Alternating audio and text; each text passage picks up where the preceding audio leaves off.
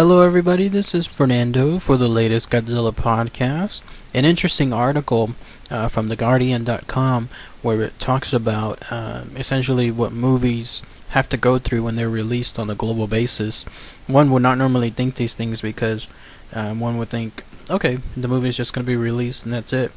But what happens is whenever you have a movie being released in certain territories, apparently they have to clear certain quote-unquote censors there in that territory, and these censors are there to make sure that certain parts of the film aren't either specific propaganda or considered propaganda, or making a certain political statement, or making any kind of controversial statement, something that would normally not be controversial in the US but could be very controversial overseas, such as the sensitive stuff that these movies have to jump through, these hurdles that the movies have to jump through whenever they're being released.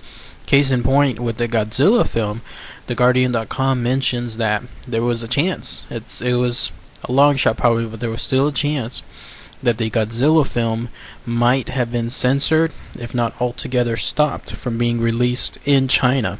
It's enjoying some pretty big numbers right now in China, but the reason why it was potentially halted from being released in China is the fact that there's obviously a very heavy emphasis in the film on Japan, and apparently there's still tension between Beijing and Tokyo over the quote-unquote maritime territories within the geographical area associated within the film.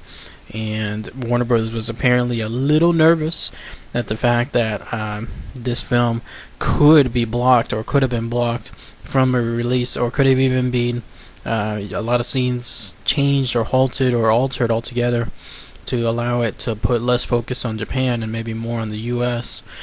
But it turns out none of that happened. The Chinese censors, the state administration they called them, they pretty much let the film fly on its own, which was what we've seen so far in the results within the Chinese box office. It's been some good numbers so far, and it seems like it's because it looks like the Chinese censors didn't care about the emphasis between the Association of Japan, and they also didn't care, the audience members didn't care about that either as well. So, but again, very, very interesting stuff. I've included the link for it below on here. I took a read, and it's interesting to think.